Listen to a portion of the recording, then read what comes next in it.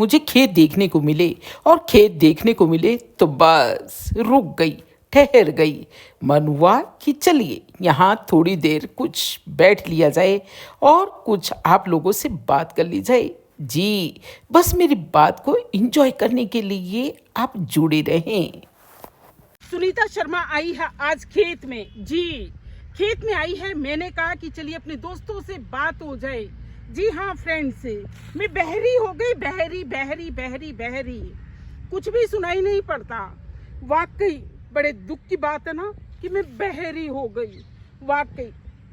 और मुझे भी बस अपने ऊपर पर कैसा फील होता है मेरे अपने बहरे होने पर, उस पर बात होनी है आज। जी देख लीजिए मेरे खेत कैसे हरे भरे हैं।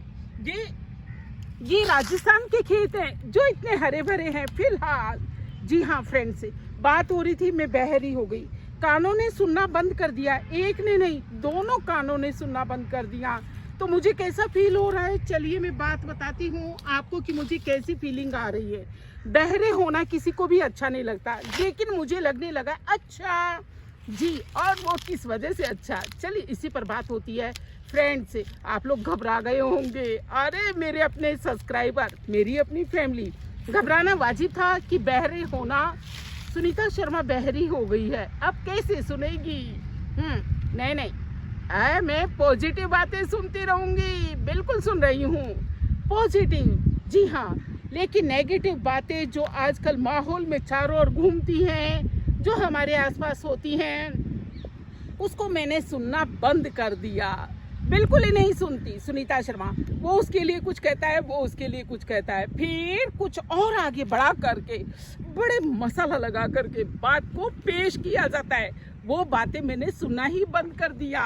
और वो बातें सुनना बंद कर दिया यानी मैं बहरी हो गई। तब से तो बस जिंदगी खास सुहावनी हो गई। जी, तो बहुत अच्छा लगा है मुझे बहरे होकर। हाँ, यानी अच्छी बातें, अरे मैं इतनी भी बहरी नहीं हुई हूँ, चौंकिए मत, मुझे अच्छी बातें सुनाई देती हैं बहुत अच्छी तरह से।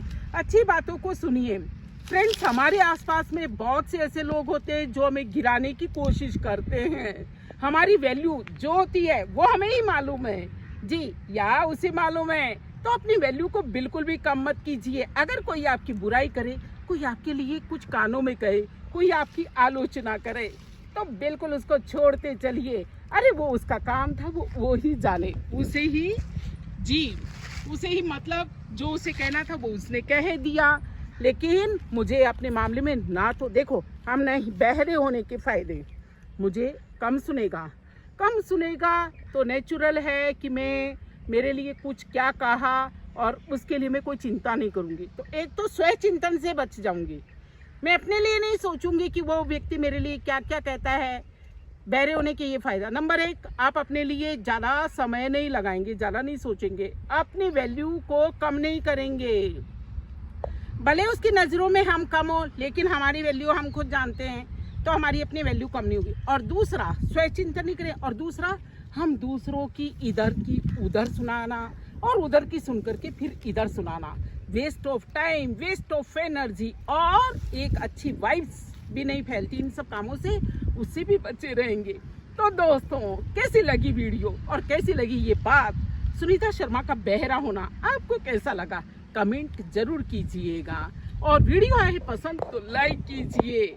जी दोस्तों, और देखिए फिलहाल मैं अपनी, ये है मेरी फ्रेंड, अपना इंट्रोडक्शन दे दो भाई। मैं कुसुमलता सूर्यवंशी हाबू रोड जामर स्कूल में टीचर हूँ और मैं प्राइमरी के बच्चों को क्लास 1 to 5 तक पढ़ाती हूँ। तो देखिए, जो ये बिल्कुल मत सोचिए छोटे बच्चों को पढ़ाती, अरे छोटे ही तो महान बनते हैं, यानी छोटे में जो संस्कार डाल देते हैं वो बड़े बनते हैं। जी, मुझे तो छोटे बच्चों को ट्रेन करना बहुत ही अच्छा लगता है, क्योंकि वो आने वाले समय के लिए वही तो बड़े होकर सही बात है, वो नींव है। हाँ, वो मतलब भवन की नींव है। जी फ्रेंड्स, तो बस आज हम आए थे अपने खेत में घूमने के लिए और हमने कहा कि चलिए, मेरी अपनी फ्रेंड ने कहा कि आज थोड़ी सी उदास नजर आ रही हो। मैंने कहा उदास का कतई प्रश्न नहीं उठता। जी, जब हमारे साथ ऐसी पॉजिटिविटी रहती है तो हम नेगेटिव हो ही नहीं सकते। और अपने को किसी की बात भी नहीं सुननी है क्या आप उसे? बिल्कुल भी नहीं सुनेंगे और अपने लिए सोचेंगे भी नहीं। सुनेंगे नहीं तो गुनेंगे नहीं, और गुनेंगे नहीं तो अपने को नेगेटिव करेंगे नहीं। जी, तो चलिए फिलहाल इजाज़त दीजिए। जय हिंद, जय भारत, वंदे मातरम।